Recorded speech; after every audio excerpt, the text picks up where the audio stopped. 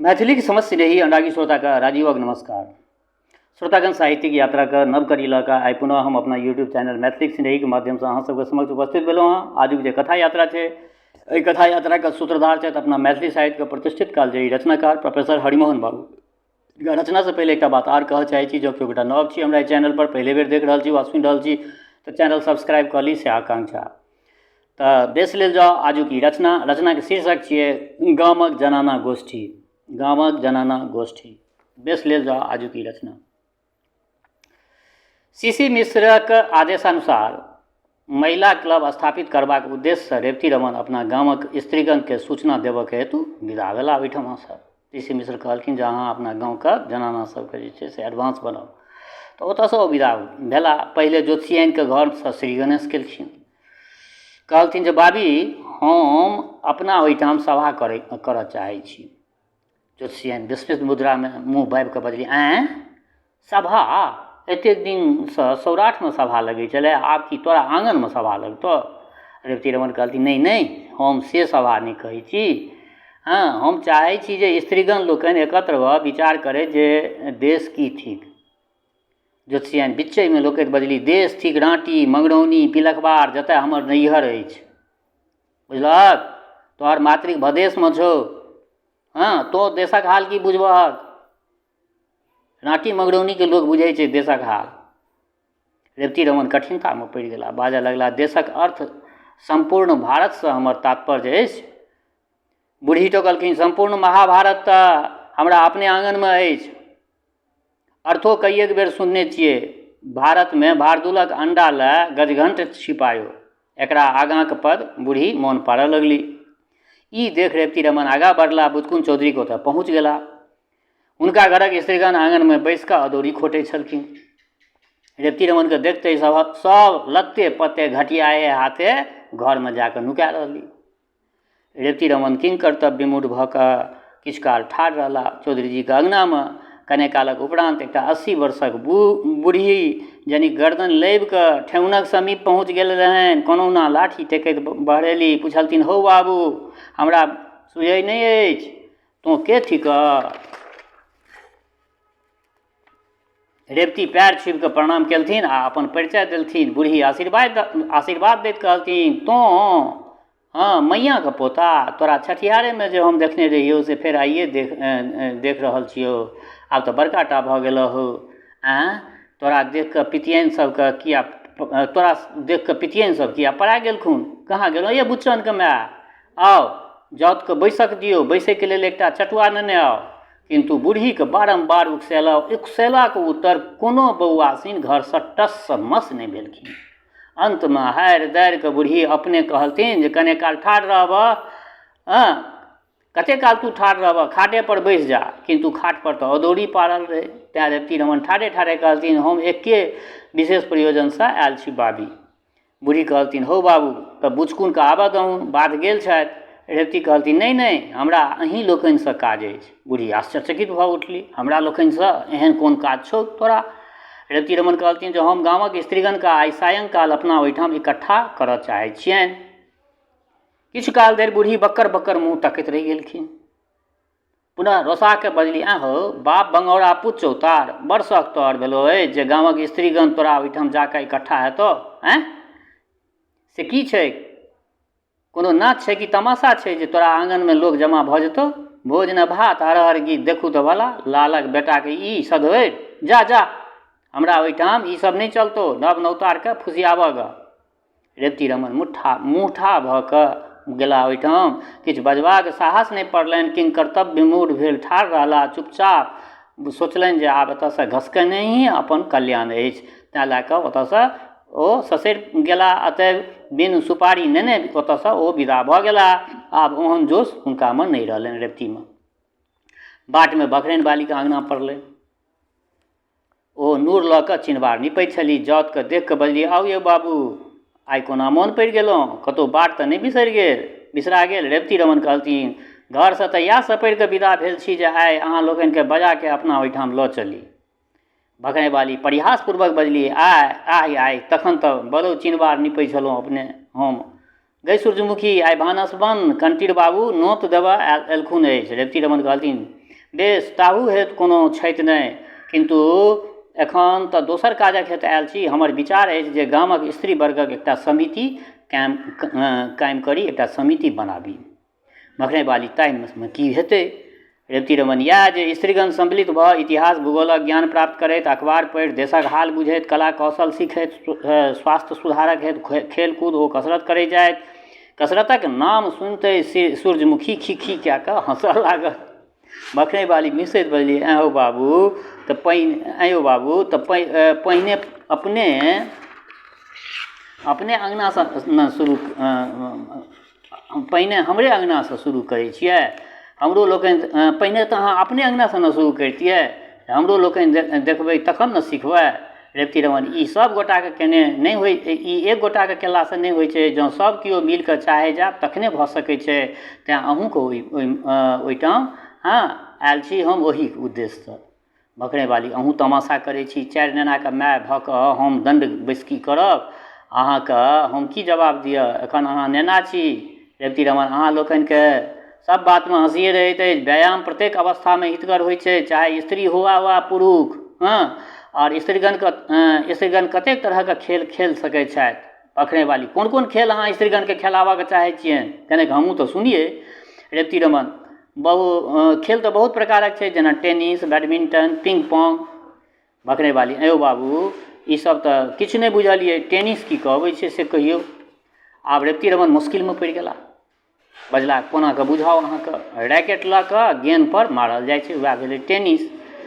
मखराइ बाली ओ कोन अपराध केने रहै छै जे ओकरा मारल जाइ छै? रेवती रमन अहाँ तऽ सब बातके हँसिएमे उड़ा दै छियै। लकड़ीके बेंटमे ताँतिके मजबूत तारसँ कसल रहै छै, ताहिपर गेंद रोकि कऽ मारऽ पड़ै छै। मखराइ बाली ताँतिक तार पर गेंद रोकि कऽ मारने कोन परगन्ना भेट जाइ छै? रेवती रमन एहिसँ बाँहि आओर कलाई मजबूत होइ छै। मखराइ बाली जाँत मूसर बालीसँ कि टेनिस बालीके पहुँचा बेसी सकत होइ छै? अहाँके यदि शक हुए तऽ कोनो टेनिस खेलाइवाली छौड़ीके लाउ हमरा लगमे, गट्टा पकड़ै छी ओकरा ससरऽ नहि हम देबै।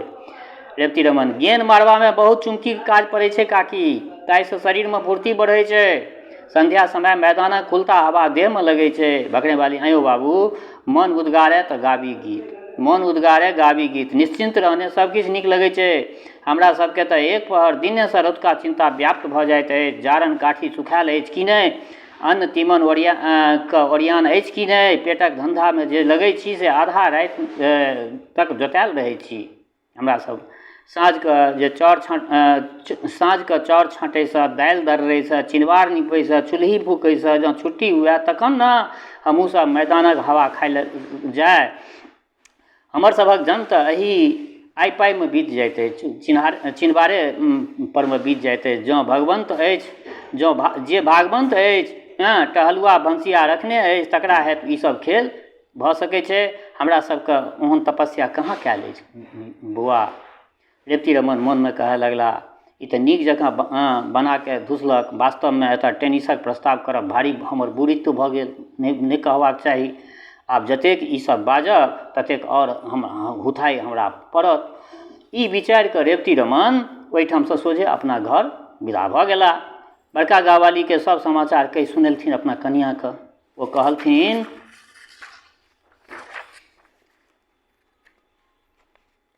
अहाँ विद्यामे तऽ हमरासँ बेसी छी, किन्तु बुद्धि हमरासँ सिखल करू।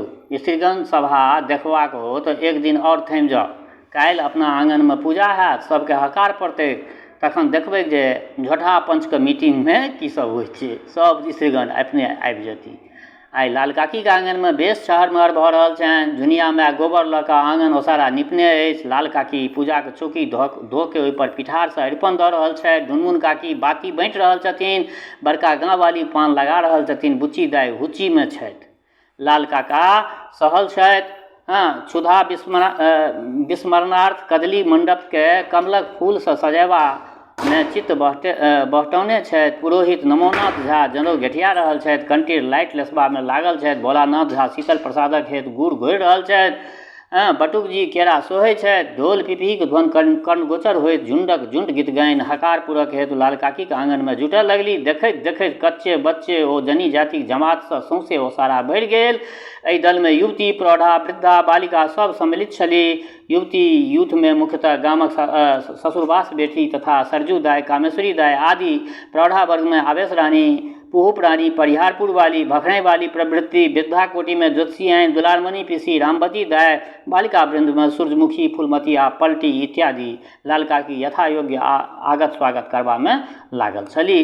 संपूर्ण समाज जुटि गेला पर लाल काकी बजली, ये दाय सब, हिनके लोकनिक पुण्य प्रतापसँ आइ ई दिन देखल अछि।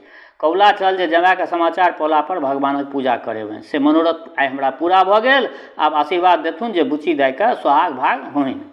रामवती दाय पूछलथिन जे जमाय कतऽ छथिन? लाल काकी एखन काशीमे छथि।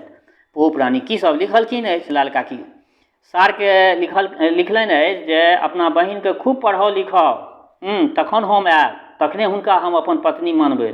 परिहारपुर वाली धन्यवाद, एतबा दिन पर जाके भला मानुषके सो तऽ भेलनि। आँखि अपना लोकक ममता अपना लोकक ममता कतहु नहि होइते छै, देरोसँ होइते भइए जाइ छै। एक जमींदारनी बजली टिहिक कऽ, एगो जमींदारनी छली से बजली, हुन जैतन कहाँ जे अङ्गना निपै छलै जुनियामे, हुन जैतन कहाँ, रुसल जमैया करतन की आ धिया छोड़ि कऽ लेतन की। लाल काकी बजली, गेदाय आब हुनका मोन योग्य लिखनाइ पढ़नाइ छोड़िके आबि जाए तखन लाल काकी कहलखिन जे ये दाय आब हुनका मोन योग्य लिखनाइ पढ़नाइ एहि छोड़िके आबि जाए तखने ने देवता संतुष्ट हेथिन। हमरो लोकनि तऽ लिखल पढ़ल नहिए छी, फेर एतेक दिन बास भेल तऽ भेल कोना? रामवती, हाँ ये बेसी लिख पढ़िके बुचियाके कतहु नौकरी करबाक छै। पुहुप रानी, से ई की कहै छथिन? हमरा नैहरमे तऽ आब सब छोड़ी स्कूल जाए लगलै अछि, जे पढ़ैत अछि से कि नौकरीके दुआरे? रामवती दाय, ए पुहुप रानी अपना नैहरक बेसी जमोरा नहि करू। देखल हे गौरा नैहर तोर, अहाँके गामक छोरी सबके देखने छी हम, अतः करे वाली सब छल अहाँ गामक छोरी सब। सिमरिया घाटमे देखलहुँ 16-16 वर्षक पकठोसल कुमारि सन सब जुआल पोठा माछ जकाँ बेस चाकर चौरस भरल पुरल गट्टा सन मौगी और कान्हे पर से आँचर देने वो छोरी सब जेने कराए से आश्चर्य। पुहुप रानी, से कि हिनका गाममे तेहन कुमारि नहि छथिन? कतेक तऽ तेहन छथिन जिनका गुड़ खयबाक बेस बीतके आ आध गुड़ खयबाक बेस भऽ गेल छनि। एतऽ एकटा अलंकारके प्रयोग केलखिन हँ, आध गुड़ खयबाक बेस भऽ गेल छनि। एहिठाम साहित्यिक छटा छै, एहिठाम कहैके मतलब ई जे ओ आब मतलब गर्भवती होइ योग्य भऽ गेल छथिन। आध गुड़ खायके मतलब ई सएह भेल।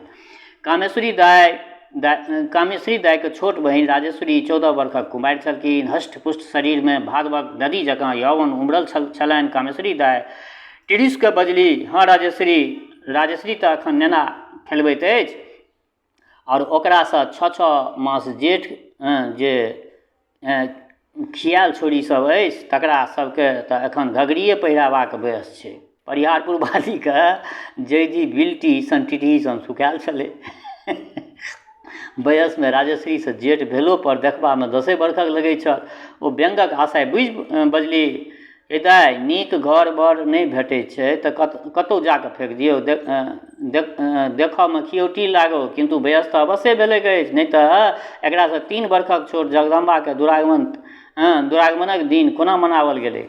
रामवती दायके जगदम्बा मायसँ काट छलनि। एम्हर ओम्हर ताकि कऽ बजली, ओहि छोरीके नाम नहि लिअ। अरे बाप रे बाप, एहन कलजुगी छोरी, सासुरसँ दही माछक भार लऽ कऽ जे भरिया आयल रहै तकरा लेल अपने हाथसँ तरकारी तरैत देखलियै। आइ काल्हिक दुरगमनिया छोरी सब तऽ ससुरबासो बेटीके कान कटै छै। ऊपरक मने दाय आ तरक मने हम ससुरे जाय।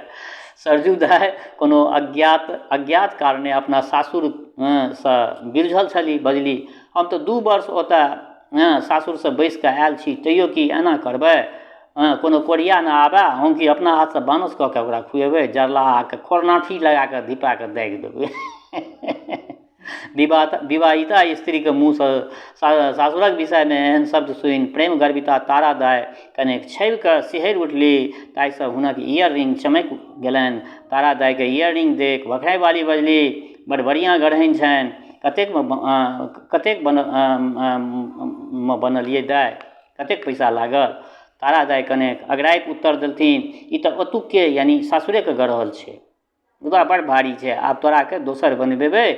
हाँ, आब की भारी पहिरेके फैशन छै? परिहारपुर वालीके गढ़मे बेस मोट सुति रहनि, प्रायः 20 भरिसँ कम नहि। हुनका अपने पर आक्षेप बुझा पड़लनि। ओहो कटाक्ष करैत बजली, हाँ, आब तऽ सभटा वस्तु हल्लुके हल्लुके लोक तकैत छै, भारी की केओ चाहैत अछि? भखराइवाली मखौलिया छली, बजली, ऐ दाय, हाँ, तखन तऽ कोनो न कोनोके भारी जे भेट जाइ छै से तऽ कठिन भऽ जेतै। पोप रानीके स्वामी बेस मोट डाँट भारी भरकम छलखिन। पोप रानीके स्वामी टुनैक कऽ बजली, जकरा देहमे मांस नहि सेहो कोनो लोक थिक? तारा दिस तकैत खाली हड्डिए हड्डी, हाथ पैरक सिर बाहर, आँखि धसल, गाल पचकल, कारांकुल सनमे बगा, एक बेर फूकि दै तऽ खसि पड़ै, एहन लोकक कोन काज? भखराइवाली बिहिँसके बजली, ये बहुरिया, अहाँ कनेकेमे देखार भऽ गेलहुँ। बात चललै गहना पर, अहाँ लऽ एलहुँ पुरुष पर। गाँव घरक अङ्गना घरमे एहिना बात कतहु चलत आ कतहुसँ कतहु चलि जाइ छै। तारादायके स्वामी कॉलेजमे पढ़ै छलखिन। आब सुनियौ, अत्यंत दुबर पातर, पोप रानी सबटा विशेषण हुनके पर चरितार्थ होइत छलनि। पोप रानीके सब विशेषण हुनके पर चरितार्थ होइत छलनि। अतएव तारादाय मनहि मन कटि कऽ रहि गेली। हुनक मनोभाव बुझि आवेश रानी पक्ष लैत बजलथिन, से जे किछु कहौत, लेकिन मोट लोक कोनो लोक होइत अछि? लदगोबर जकाँ थुलथुल करैत, पातिल सन धोइत, बाहर केने फों फों करैत, मोटाइसँ फटैत, चारि धूरमे पसरि कऽ बैसल एहन भुसखार सन देह भेनाइ भारी पापक फल छी। अंतिम वाक्य दुलारमणि पीसीके कानमे पड़लनि। स्थूलकाय भेलाके कारणे सबसँ पसरि कऽ वएह बैसल छली। उपयुक्त शब्द सुनैत देरी ओ फुफकार छोड़ैत आवेश रानी पर बजली, आँये, हमरा धोइत अछि तऽ कि अहाँके आँखिमे किया गड़ैया? गहिकीके घेग आ सौदागरके व्यथा? हमर मोटाइसँ फाटल जाइ छी तऽ अहाँके की फटैया? की दऽ कहै छी जे तेल जरा तेलिका आ किदैन वला बात? दुलारमणि पीसीके गर्जन तर्जन सुनि कऽ लाल काकी दौड़ल एली। की भेलै अछि बड़की दाय? दुलारमणि पीसी ठहरा के बजली, हैत कि अहाँ बजा कऽ हमरा गंजन करबै छी? हम पसरि कऽ 4 गोटाके जगह छेक कऽ बैसि रहल छी तऽ हमरा अहाँ हकार किया देलहुँ? एक तऽ हमरा आबऽके मोन नहि छल, जबरदस्ती पलटीके माय देने एली, आ एतऽ अबिते बैसलहुँ तऽ थुक्कम फजेता हुअ लागल। की कहै छै जे नरकोमे ठेलम ठेला। एतबेमे बड़े टहंकारसँ पूजाके गीत शुरू भऽ गेल। पुरोहित देखलखिन जे आब एतऽ बेसी फँसि जेतै तऽ पुरोहित अपन कहलखिन जे आब पूजाके गीत कहियौ। नाचूंगी मैं नाचूंगी रघुनंदन आगे नाचूंगी। पूजा आरती समाप्त भेला पर जखन स्त्रीगण गिलासमे प्रसाद लऽ कऽ जाय पर उद्यत भेली, तखन रेवती रमन आबि कऽ कहलथिन जे यदि 10 मिनट समय भेटय तऽ हम किछु निवेदन करी अहाँ सबसँ। तदुपरांत ओ स्त्री शिक्षा पर एक छोट मोट लेक्चर देबऽ लगला। इतिहास भूगोलक उपयोगिता बुझाबऽ लगलखिन। कतेको एहन छथि जिनका दिशाके ठेकान नहि, नदीके ज्ञान नहि, जंगल पहाड़क बोध नहि, जिनका शौक होइन से हमरा पास आबै तऽ हम नक्शा देखा देबनि, इत्यादि इत्यादि ई कहलखिन रेवती रमन। जाबत धरि रेवती रमन बजैत रहला ताबत धरि स्त्रीगण अनासक्त योगीके समान सुनैत रहला। हुनका चुप होइते सब किओ अपन अपन गिलास लए उठि कऽ विदा भऽ गेली। रेवती रमन उत्तरक प्रत्याशामे ठाढ़े रहि गेला। ताबत सभा उठि गेल। देहरी लग पहुँचैत एकटा बूढ़ी बजली, सत्यनारायणक पूजामे ई विध तऽ ककरो आँगनमे होइत नहि देखने छलियै। तेल सुपारीके बदलामे आब इएह सब चललै कहै, जियब तऽ की न देखब। दोसर बूढ़ी बजली, हमरा तऽ अकच्छ कऽ कऽ छोड़ि देलक, होइ छल जे कखन चुप होयत, मारि अलबल हँकने जाइ छल, हम तऽ किछु नहि बुझलियै की बाजल। एकटा प्रौढ़ा बजली, ई नहि बुझलथिन, हम तऽ बुझलियै, हमरा लोकनि दिशा नदीके ठेकान हमरा लोकनिके नहि अछि, से ओ सिखा देता। एहिसँ भारी बात आब केहन हेतै? हम तऽ काल्हि आबि कऽ हिनका मायके उपराग देबनि। दोसर युवती बजली, ताहि पर सधोरि केहन जे जकरा सीखऽके शौक होय से हुनके पास जाओ।